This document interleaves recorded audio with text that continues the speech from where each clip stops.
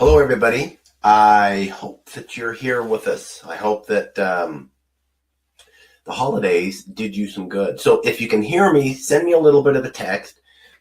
Just to the right of the screen, type me a little message saying, "Hey, Jason, I see you, I hear you, and all is well."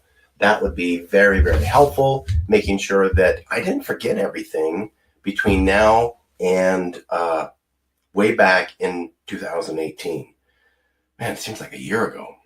I'm just going to silence my phone, make sure that things like that don't come through, and we don't have any interruptions. Now, I have a little bit of a frog in my throat. Thank you, Joanne. She can see and hear me. Sorry that the view is not better, but you got to work with what you have. And Diane, thank you. Joe, Bill, thank you very much. I have a little bit of a frog. I feel okay. So if I cough like that and I need to take a little bit of a drink for my keto water, please forgive me. So what I thought I'd do is I'm not going to do the traditional webinar where I show pictures. I'm going to instead kind of go through and highlight a presentation, a live webinar I did with a doctor, one of our doctor clinics, and just go over that because I think it's very timely. I thought it was great information.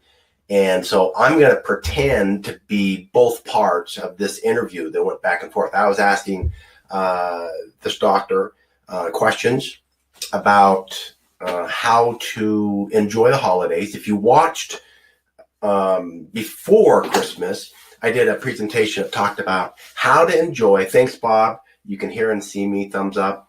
Happy New Year, everybody. I did a presentation that talked about how you can enjoy the holidays, enjoy your festivities, enjoy your family, and not gain a ton of weight. How you do that. And this is, if you didn't see that, this one's slightly different, but it was with an interview with a doctor of how they use our program to help their patients enjoy the holidays and not gain weight. So I'm going to play both parts of the interview, and I thought it would just be a little more intimate and not do just the webinar pictures. So let's go ahead and get started. A little bit of a background. I'm a food scientist that specializes in the treatment of metabolic syndrome and chronic disease. That's things like people that are overweight, people that have high blood pressure and cholesterol and fatty liver and hyperinsulinemia and insulin resistance and diabetes and all those terrible things that are just plaguing not only Americans, but everybody in the world. And we started we're coming up here on 12 years, 11 years ago, with working with doctors and clinics, helping them to take this great information and use it on their patients. Now, I'm going to take a little bit of break here because I didn't prepare well enough, and I just noticed that my battery is running low. And so I'm going to run and yell and ask someone to help me out with my battery charger because I left it upstairs. Hang on just a quick second.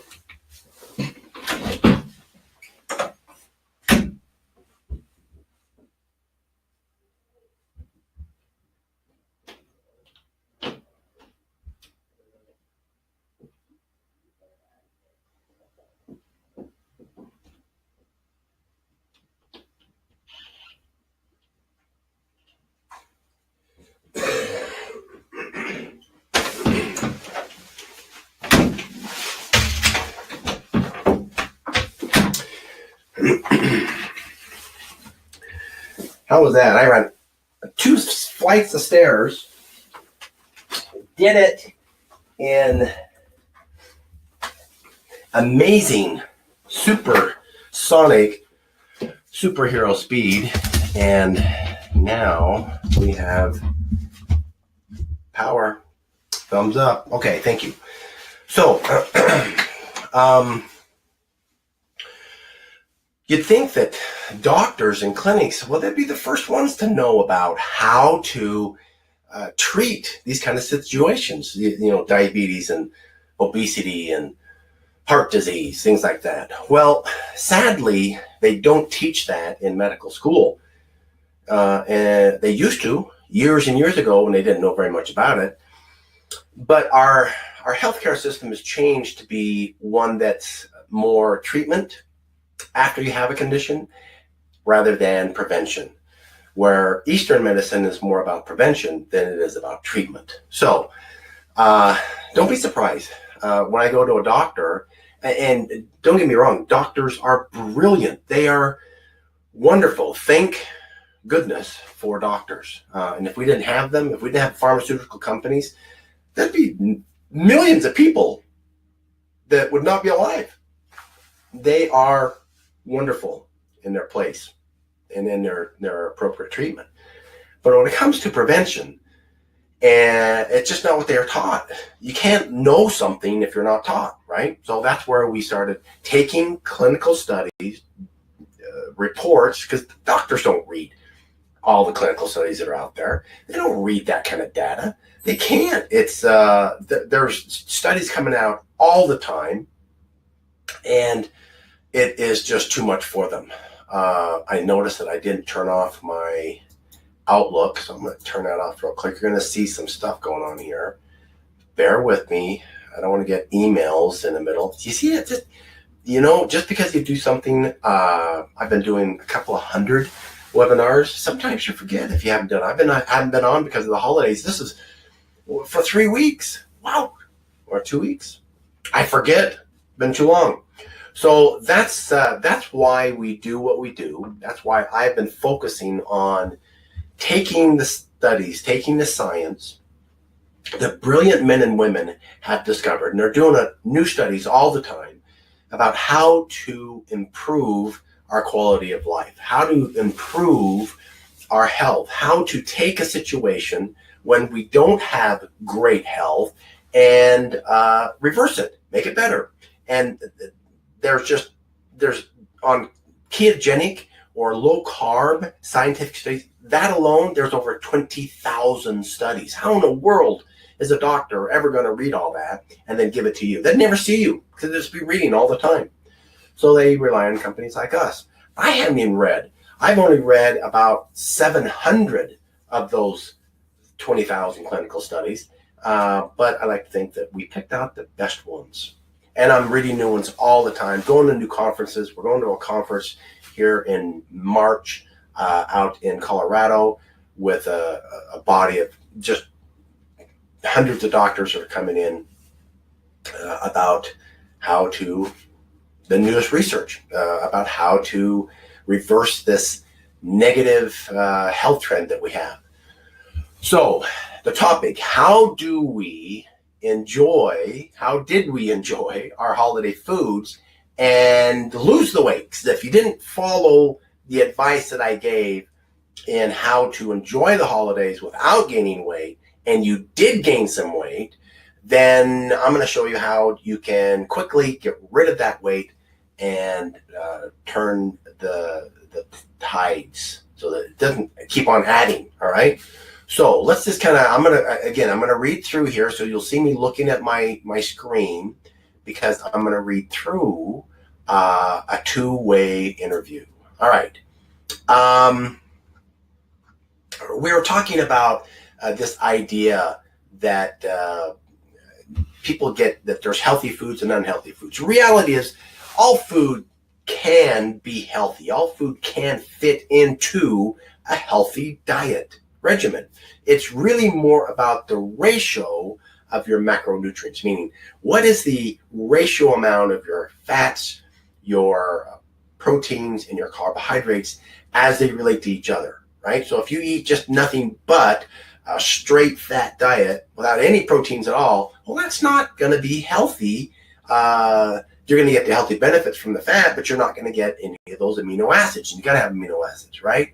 And the reverse, you're going to eat just a pure protein diet and zero fats, then you're not going to get any of the benefits from the fatty acids, and you got to have them.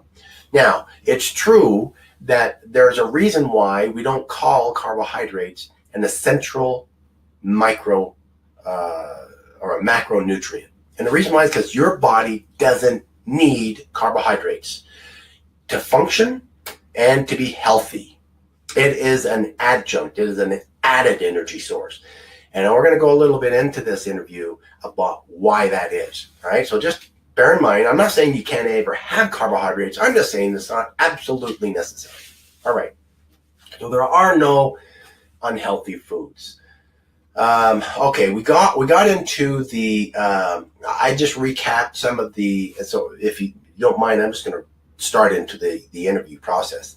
I start off by, let me go through the national health average of Americans. On average, 79% of Americans are overweight. And that's growing. It's worse this year than it was last year. 37% have high cholesterol. Almost half have high blood pressure.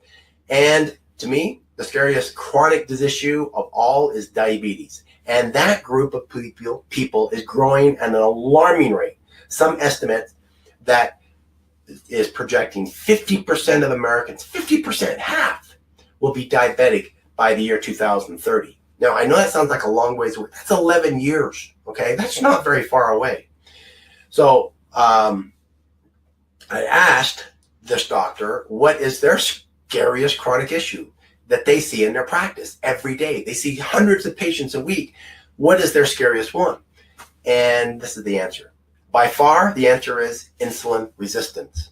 The reason is studies show that over 50% of Americans and almost 50% of the rest of the world is already insulin resistant, but they don't even know it, the doctor says. That's because most of my colleagues, most doctors, don't even test for insulin resistance. And that is generally the first health risk that my patients get which is always followed by other chronic issues. If they don't correct their lifestyle, they're going from living the way they got insulin resistance, they're going to get more. There's always exceptions, but for the most part, a person's chronic health issues always start with insulin resistance first, which I found fascinating. It goes right along with the studies that I've read and in our practice as well. And the doctor continued, for example, if you start gaining weight, it's because you already have some level of insulin resistance. As you gain more weight, your level of insulin resistance gets worse. And eventually, you'll be developing hyperinsulinemia, which means that you're overproducing insulin when you have glucose in your blood. And when those two things happen, it is virtually impossible to lose fat or to correct the other chronic diseases that you may have. That means the solution of losing weight or getting off these other chronic issues is not calorie counting or tons of exercise. The answer is found in controlling your insulin levels. Simply put, everything you do should focus on controlling, which means an eating lifestyle and activities that will lower your insulin. Okay, that was from that doctor. I found fascinating and a great report because, the doctor said here, to control your insulin, you should be eating a lifestyle and have activities that will focus on controlling your insulin levels. Well, what does that mean? That means that he's saying exercise isn't bad. It's just that the exercises that you should be doing are ones that should be focusing on doing one thing, not running a marathon, on lowering your insulin. That's a different approach to exercise, isn't it? Now, you have like a different purpose of why I'm running up and down the stairs. Interesting viewpoint. And then I continued. I studied chronic disease for a living, and I know how confusing and crowded all the information can be that's out there on the internet. There's so many messages. You don't know which one to believe. They all sound credible.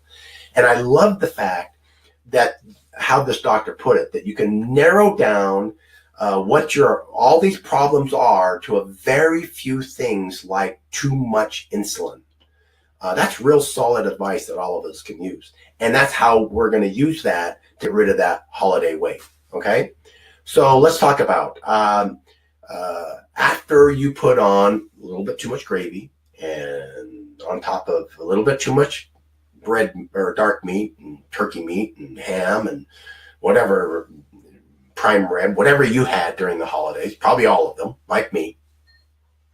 And after you put on too many potatoes and butter and Aunt Thelma's rolls and the pecan pie and the pumpkin pie and the ice cream. Oh, you got to have the peppermint ice cream. It only comes out once a year, or at least here.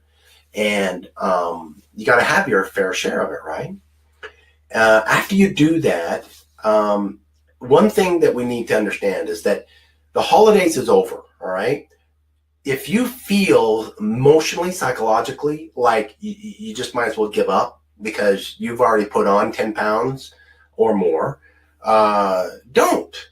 Most of that weight is water. It's glycogen weight. All it is a glucose molecule from the carb that you ate went and attached itself to 4 water molecules. That's the body chemistry. And that's called glycogen. And it's just water weight. You stop eating all those carbs, you can flush that out in a matter of days. Really. It comes off really quick. It hasn't converted to fat yet. But if you continue to eat that way, or if you don't do anything about that glycogen weight, it will convert to stored fat. That's what your body was designed to do. Your body doesn't hate you. It's just that's what it was designed to do. So now's the time to act. You did what you did. You ate what you ate. And all you got to do is fix it. Your body's adapted. It can fix that problem. It's just, can you fix the stinking thinking, right? Just because you had this much portions of food, of high carb, make it be lower. That's it. It's just, you can still enjoy it, but just don't have it be so high. Okay? So let's go into more about the interview. All right? There's some good stuff that we have. I was talking about hormones. I like this section. I continued. I read that the human body has some 50 different hormones. And when most people hear the word hormones, they think of testosterone, progesterone, or estrogen, right? But that's not the hormones that the doctor's talking about with his patients. And the doctor continued, it's hard to classify hormones as to which one is most important, he says. The hormone insulin and glucagon are known as master hormones because of their powerful influence on almost every cell in the body. Insulin is a master hormone because it can affect all the cells in your body. And you must have some of it or you're going to die. But the same is true about getting too much insulin. You're going to die. It can be dangerous if you get too much insulin. Hormones play a vital role in deciding if you're going to store or burn energy that you ate, which category, burn or store, and if you choose to eat more of one food, that'll be the deciding factor. Some foods will cause your insulin to shoot up and some won't. And so I asked this, so if I eat 2 cups of potatoes instead of half a cup, my insulin level is going to be much higher. Exactly, the doctor says. Your body is blind to the amount that you're eating. And this is important to note. Be it a potato or a half a cup of butter, it can only see what those foods are broken down into. The potato will be broken down into most glucose, and the butter will be broken down into fatty acids. And when the amount of insulin in your body, the amount of insulin that your body's going to decide to make will depend on the amount of glucose that there is in your bloodstream from the food that you just ate. In the case of butter, compared to potatoes, your insulin levels are going to be 0, all right? So don't worry about that in the case of counting calories, right? Butter doesn't have any carbohydrates in it, and unless you have cinnamon butter. Have you had that stuff? Okay, cinnamon and sugar in the butter. It tastes delicious, but don't be fooled. Okay, that has glucose in it. Insulin responds to glucose from the potatoes and not from the fatty acids that are in the butter, right? That's what insulin's looking for. One of the things that I see people having a major challenge with is counting their calories. They will count calories of half a cup of mashed potatoes, which is 107, by the way, and half a cup of butter, which is 813. And they think, I have to limit the fat if I want to lose fat. Now, the doctor responded in this way. He says he teaches all of the science research that he's done. Never has he ever found that our cells have a calorie counter. You've heard me say this. Literally, that means your body cannot count calories, has no ability to, can't. Your body has no way to measure calories. It can measure the micronutrients like glucose from carbohydrates, amino acids from the proteins, and the fatty acids from fat, but never can it count calories. There's no such thing. So my question is, does that mean that calories don't matter at all? I thought I turned this off. Pardon me. You know, I have so many buttons on here, I thought I turned them off. So the question was, if our bodies can't count calories, then can we eat any amount of calories because it doesn't matter? The doctor's answer was not at all. That's not true. What he is saying is that 100 calories from carbohydrates and 100 calories from fat or protein will not have the same effect on your body because your body doesn't care about the calories. It cares about the energy it can pull from that food and the hormones that are released because of where that energy is coming from. For example, your body is going to, at the equilibrium rate, is going to gain more fat, okay, from eating 100 calories of carbs compared to 100 calories of fat because of the insulin.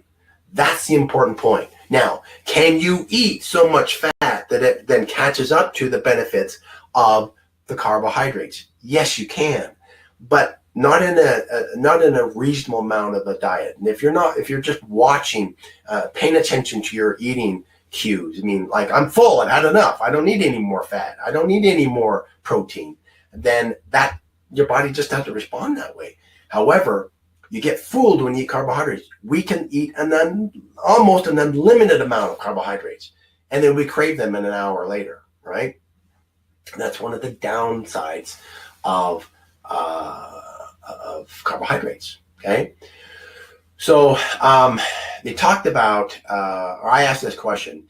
I said, in other words, it's possible for your body to take all the energy from potatoes and store it as new body fat, and take all the energy, all 813 calories from the butter and burn it off as fuel? And he said, yes, you can, as long as you're fat adapted. Now, fat adapted means that you have trained your body to live mostly on fat instead of carbohydrates. And that's basically what our diet program is. It's training your body, because most of your calories, 60% of your calories, at least in your daily, if you're following phase 1, is coming from fat. That's how you train your body to be fat adaptive. It will get the energy from somewhere, and what a great healthy source than fat. And that's essentially all a ketogenic diet is, right? So the keto diet seems to be everywhere. It's everywhere you look. And I find that most people think that when they read about keto diet programs on the internet or watch a video on YouTube, they think all keto is less carbs. And if they just eat less carbs, they're going to be in keto. I like the doctor's response. He said that it's important to understand that ketogenic diets or keto isn't anything new. Mankind has been doing keto for hundreds of thousands of years. In modern times, there's a therapeutic form of the keto diet, which a doctor will limit his patients to 3 to 5% of their total caloric intake of carbohydrates, right? Now, that's not very much. That's about 10 grams of carbs a day. And then there's varying forms of keto where the amount of carbs will increase from there. For most of my or his clients, he starts them out on no more than 20 carbs a day. So slightly higher than the therapeutic form that they use for patients like epilepsy.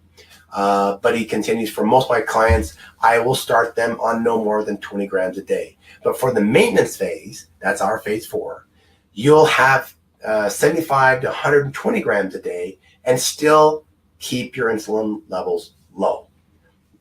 And the true goal is not trying to get high ketones in your blood. Ketones by themselves don't make people thin. If you're eating tons of carbs, French fries, hamburgers, potatoes, and then you took ketones, you're not going to get thin, right? It is the absence of insulin, and when you have the absence of insulin, you have the presence of ketones. Okay, that's how it works. And so we talked about that a little bit. So don't be buying some of those ketones that are on the market thinking, well, wait a minute, I'll just short circuit the system. I'm smarter than these other people, so I'm going to eat all the carbs I want and then drink some ketones, and that puts me in ketosis and I lose all the weight. Yeah, no, it doesn't work that way.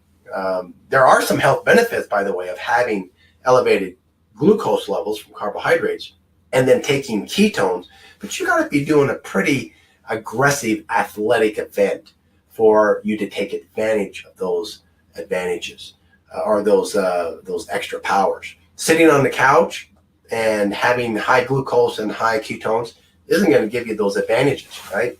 So don't be thinking you can short circuit the system.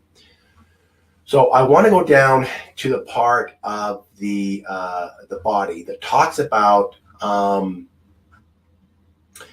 the idea that you're always making some glucose and you're always making some insulin. So when I say that you're not making any insulin or keep your insulin low, I don't actually mean zero insulin, because if we had zero insulin, we'd die. All right. So let's go into that part of the talk. There are a lot of people, I ask this question, that don't realize that glucose can be made from your liver, or even when you don't eat any carbohydrates, or even if you're fasting for days, which you know I have. I've been fasting for 23 days, no carbs, no food for that matter. Was I producing glucose? Absolutely. Was I producing insulin? Absolutely. I can tell you that for a fact because I'm here. And if I wasn't, I'd be dead, right? So I was fasting for days and not eating any food at all. I asked the doctor, explain the process of neoglucogenesis and why the liver is always making glucose. So when your body is making glucose, because you're not eating any carbohydrates to pull the glucose from, your liver will say, well, fine, if they're not going to give me any, I'll make some. And that process, that manufacturing plant process of making glucose by your liver is called neoglucogenesis. Excuse me. And we all have that ability, and we can all do it. Thank goodness, because we have to have it. And whenever there's glucose, that means that we also have to have some insulin there. Unless you're a type 1 diabetic, and less than, I think this last study I read, less than 5% of type 1 diabetics make no insulin whatsoever. They're making some, they just need an extra boost. That's why they take a shot. So a very, very small percentage of type 1 diabetics are making zero insulin. And so if they went without their shots, they'd die, all right? So the doctor said this, your body's pretty smart. Its whole job is to survive and to keep you alive. Some of your cells have to have glucose to live, like red blood cells. They can only get energy from glucose. Your brain must always have a little bit of glucose, even if it's getting most of its energy from ketones. It still has to have a little glucose. And that's why if you're fasting for days or even weeks, your liver knows in order to keep you alive, you need a little glucose. So since you're not eating any carbs, it will make glucose for you. I ask, so when you hear that insulin and ketones are opposites or antagonists, or when people say that glucose and ketones are enemies, that doesn't mean that to have high ketone levels, your insulin levels must be at zero. Instead of it being a switch of on or off, it's more like a dimmer switch, I said. Doctor said, even when your ketone levels are very high, let's say a meter reading of 4 or 6. So if you checked your blood of ketones and you had 6, that'd be pretty high, okay?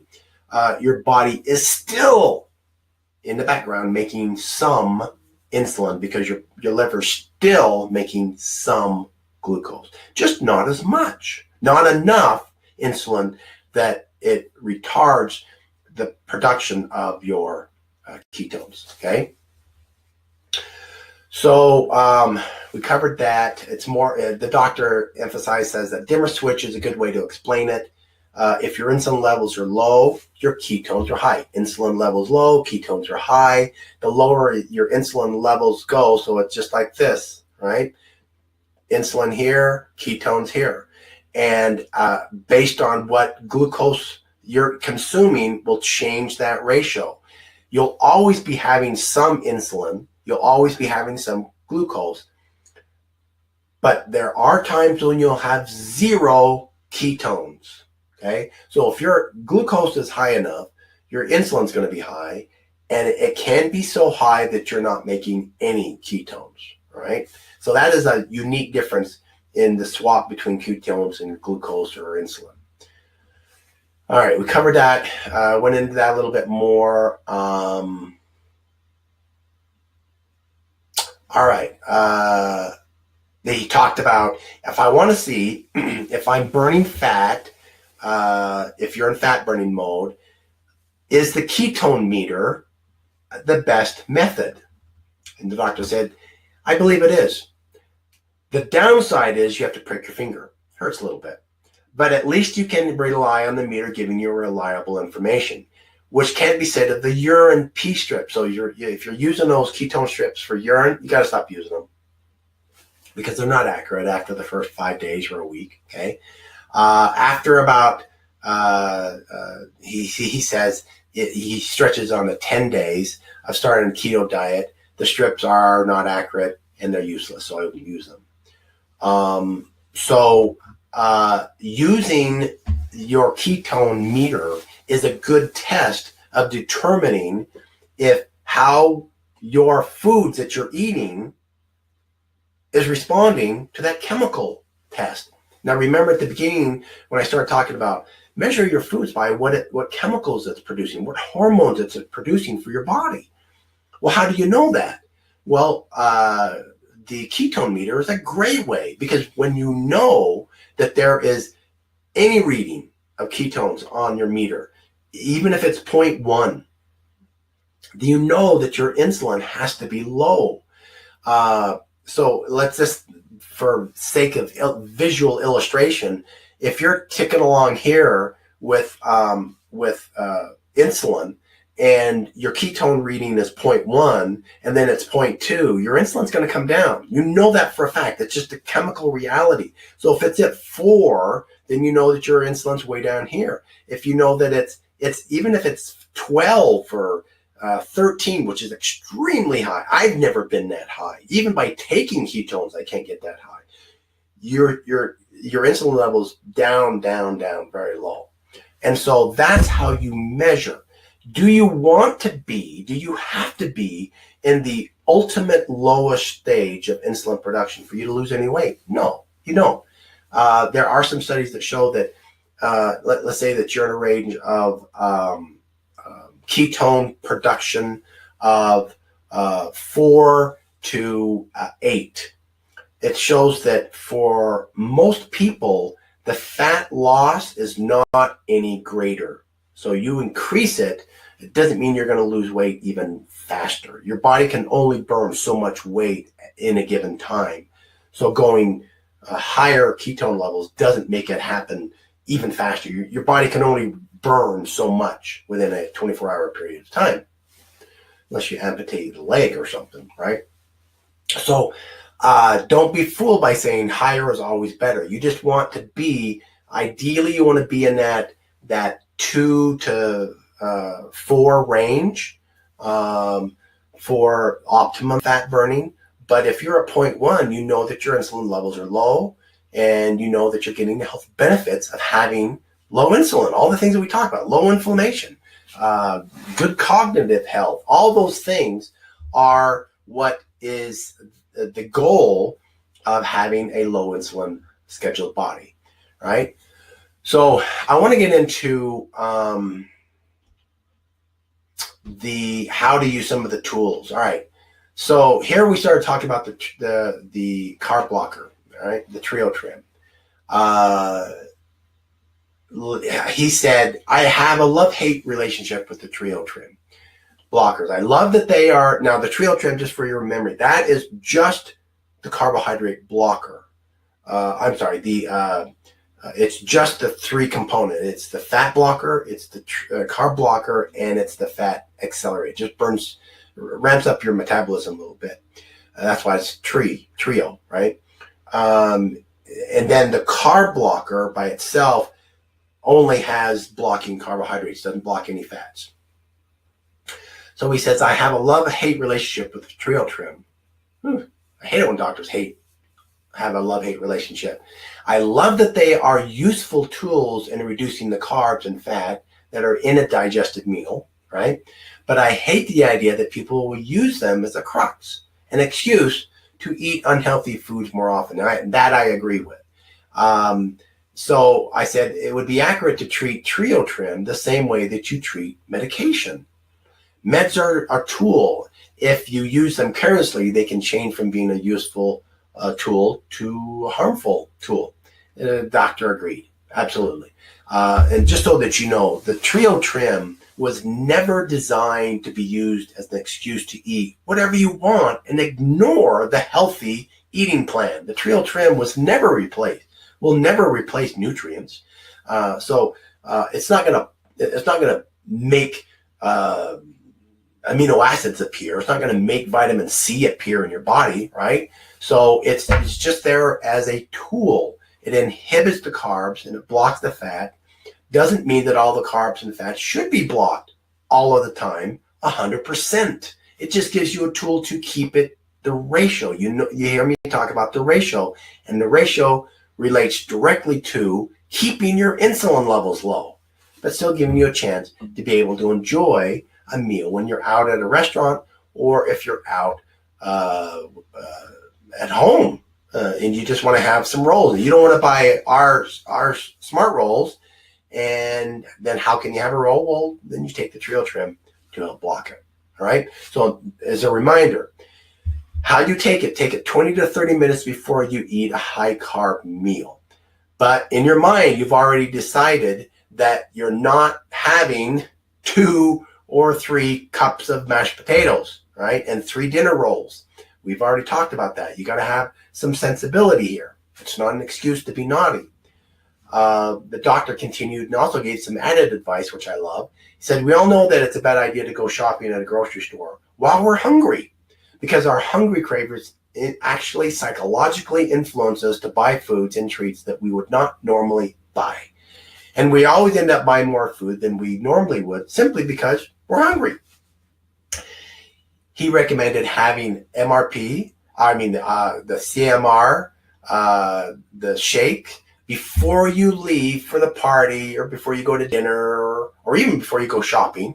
If you add the drive time to the party and the sit down time, it never starts at the appointed time, right? So the CRM shake won't make you feel completely full by the time you start eating. You've got some lag time there.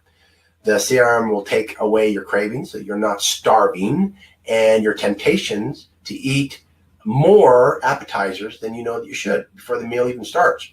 And almost every time those appetizers are loaded with omega-6 fat, the wrong kind of fats, right? And tons of carbs. And so when the meal does come, if you're not starving, you're not likely to pile on your plate quite as high. That's why the doctor recommended that you have the CMR shakes and the carb blocker before the meal, before you even arrive, right? And I just reiterated that it makes good sense to take your MRP about an hour before the main meal to help curb your appetite. And if you're taking the CMR appropriately, that already has the omega oils in it, so you got all the fats that you're supposed to be getting. The next most important part is intermittent fasting, right? So I just gave you the first clue. How do you get rid of the added weight? Well, if you're eating out, then first, if you're not eating out, go back on phase 1. Just go back on phase 1. Have your 3 CMR shakes a day and 1 sensible meal. And that was part 1. If you're eating out of the restaurant, then have your shake before you go to the restaurant or go over to your friend's house, and take your blockers about 20, 30 minutes before. The next thing the doctor said is the absolute best is to use the power of intermittent fasting. Basically, that just means that you're not eating for a specific period of time. I'm not talking about starving yourself. Now, you've heard me talk about the 16-8 fast, because half of that fast happens while you're sleeping. So that just means that you're not eating for 16 hours and you're eating within an 8-hour window, right? So, for example, let's just break that down, what that means. You can start any time of the day, right? Doesn't matter. But let's just say that you start fasting at 8 p.m. and you don't eat anything for the rest of the night. You can drink all your water that you want, but nothing that has any calories in it. If you wake up at, say, 6 o'clock in the morning the next day, you've already been fasting for 10 hours, right? You're three-quarters of the way there. All you have to do is skip your breakfast and eat your first meal, your CMR shake, at noon. That's 16 hours of fasting. That's intermittent fasting. The next 8 hours is when you can fit your food into your eating plan. So you have your first meal at noon, you have your next one at dinner time, you have another one before 8 o'clock, and then you can fast again the next day. I recommend that for you to really curb things around from the holidays is be more aggressive. Go on phase 1. But why don't we do some intermittent fasting?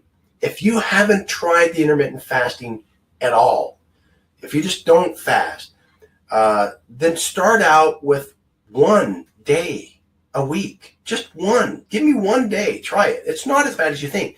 As long as you're taking your hydrate pills and as long as you're drinking your water, you're not going to die. It's not really that hard. It's so much easier. Fasting without water is just a killer. Man, it's tough. And so it's a lot easier if you take it with water and your hydrate. You got to have the trace minerals, because when you hit that insulin is reduced and your levels are low, the hormone glucagon does the opposite job of all those trace minerals. You're peeing them out every time you go to the bathroom. And where are they going to come from? They're not there. There is some all the minerals in the CMR shake except for sodium. I don't put sodium in there because it'd be really salty. You got to take the hydrate pills to up your sodium level, or you're going to feel not awesome. Right? You're going to have lightheaded. You're going to get a headache. You just want to have your get up and go. So if you've done some intermittent fasting before, you know what it's like, then for heaven's sakes, why don't you do it for 5 days in a row? Don't go 7, just do 5. Eat, why don't you plan it for the weekend where you're eating, because people usually like to, have breakfast on the weekend. Plan your non-intermittent fasting days on Saturday and Sunday, and fast the other days. And you do that, and your weight will come right off. And let me give you an example. So I, as a little bit of a test for the holiday, I didn't take any blockers. I ate more carbohydrates than I wanted. I shot up, let me get this weight right. I shot up, I put on 7.5 pounds in 1 day. Now, I didn't eat 7.5 pounds of food. I can't. I mean, I'm the bigger guy, but I can't eat that much food in 1 day. All that was glycogen weight. It was mostly just water. It means that when I was urinating and when I was breathing, I wasn't getting rid of those 4 water molecules that's attached to the glucose. It was holding on to it. And then I lost 7.5 pounds in 2.5 days. I mean, just by doing intermittent fasting. I didn't even do a cold fast. Without eating anything, I just intermittent fasted, and I was fine. You'll find that if you do some intermittent fasting, that your 24-hour fast is a lot easier. You can tolerate it a lot more. And in this interview that I had with the doctor, he just cited several clinical studies that talked about the benefits of intermittent fasting, the benefits of going from intermittent fasting to low-carb food, then back to intermittent fasting, in successive days. Talked about the scientific benefits of that, which is, you've been hearing me tell you this for 2 years. He talked about autophagy, which is awesome. That's a twofer. What I mean is you get two benefits out of one. You get to get rid of that holiday weight. But autophagy just means that if you have, let's say that you have some, sagging, skin down here, what do they call it? The lunch lady arms, or you got, some saggy skin on your waist. That is, see that as unused protein, broken proteins that your body will go out and eat and use and get benefits from, get rid of them. That process of that, getting rid of that saggy skin is called autophagy. And your body starts the autophagy process once you hit about the 12-hour mark of fasting.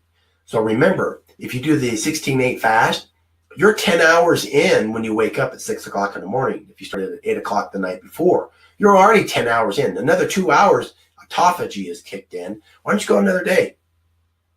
Or go to that night, go to 24 hours. You've hit now a good solid, what is that? That's that's 12 hours of autophagy. That's the best way, better than liposuction, for tightening up your skin. And it's healthy. It does a lot of other benefits too. Excuse me for a moment.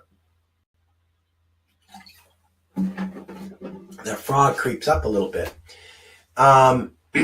So we talked about the first two clues is having your CMR shake before, if you're eating out. Go on phase one. Take your Trio Trim before you have any carbs. You should not be on any carbs anyway if you're in phase one, but if you're going out to a party, like these lingering parties after the New Year's, that's what you do.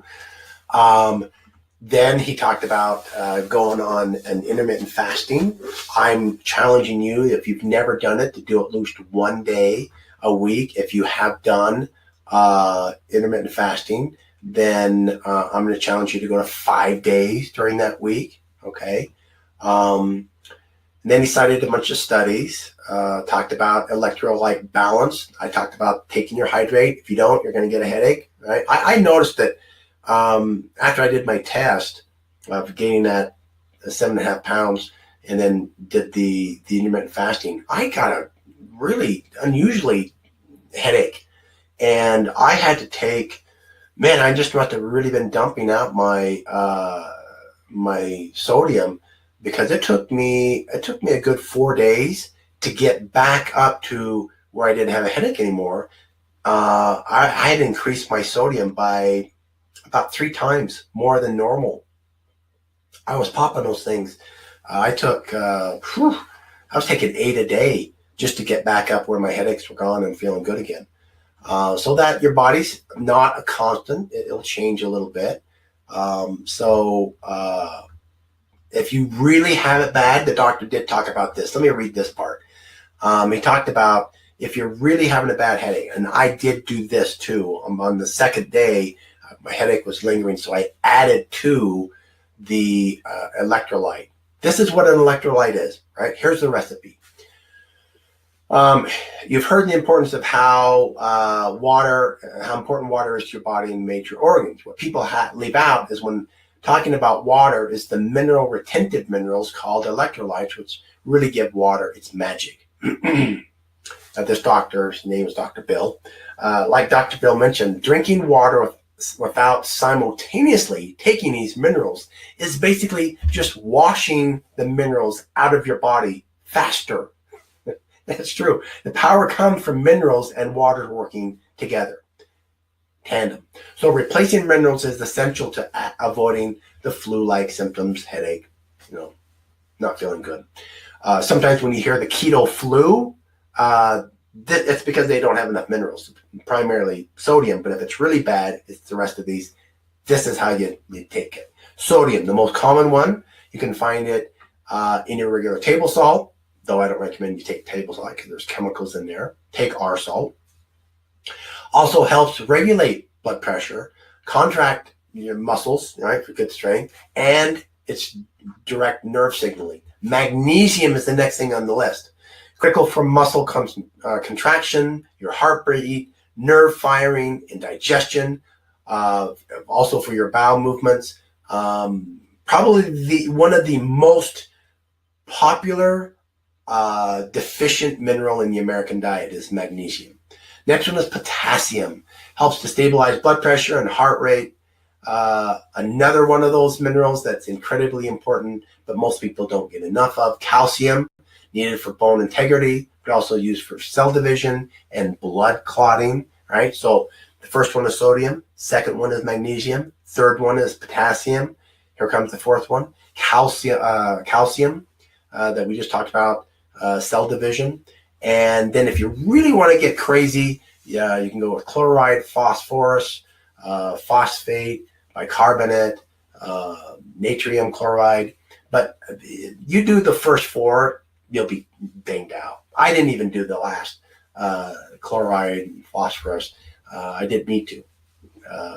If you're eating vegetables, any amount, you'll be fine with those. So that's how you can get rid of a really bad headache or just feeling really low. Don't believe that that salt causes high blood pressure. It can make it worse if you're not on a low carb, low insulin diet. But if you're on a low insulin diet, for heaven's sakes, you have to have your sodium. You've got to be taking it. The recommended amount is 4 to 6 grams a day if you're on a low carb, low insulin diet, right? And then we just talked more about the benefits of putting all those together, how fast people can drop weight.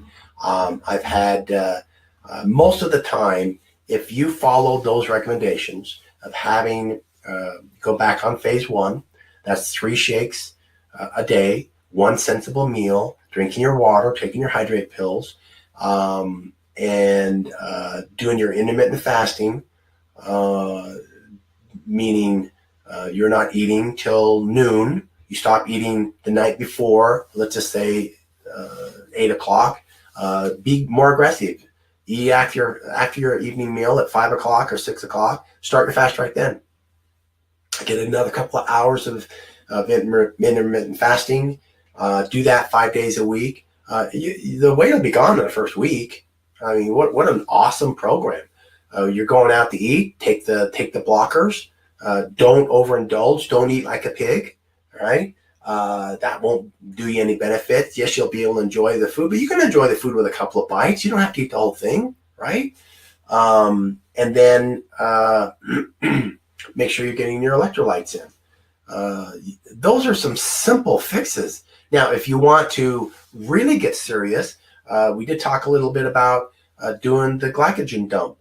Just basically in the gym, when you hear the term HIIT, HIIT, high interval intense training, that just means that you're just ramping up your heart rate really fast with 1 minute, 30-second to 1 minute bursts of energy, and then you rest for a minute, and then you hit that again. You do that 4 or 5 times, and that will lower your insulin levels tremendously. That'll dump out your glycogen, that water that's bonded with that glucose, getting that glucose into your bloodstream because your body thinks that you're doing this mad, crazy race. But it's really easy to do. You're only working out. You're only really pushing yourself for 30 seconds or a minute at a time. And you can tolerate anything for a minute. And so if you wanted to throw in some exercise into that, then that's a great way to do it. Boys and girls, you'll get rid of that weight, and then hopefully you'll learn not to put it on next time. And you'll know the tricks of how to prevent yourself from doing it. So thank you for your time. Appreciate your efforts. I'd love to see your New Year's resolutions. If you can send it to our email at support@3believe.com, then maybe we can put together an extra program to help you with your specific goal. Send out your New Year's resolution. We'll show you how we can help. And let's see what we can do to make year 2019 better, if it's possible, than it was last year, and definitely healthier. Thank you again, and adios.